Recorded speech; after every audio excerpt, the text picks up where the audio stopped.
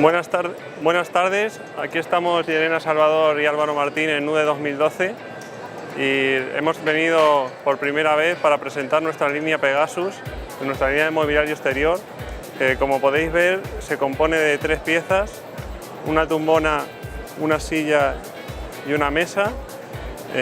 Los componentes principales que conforman estas piezas son tela de textileno y madera laminada. Y bueno, estos son nuestros prototipos y como podéis ver el aspecto es típicamente náutico y una combinación de colores muy llamativa, buscando constantemente la curvatura y intentando resultar lo más atractivos posibles para el público.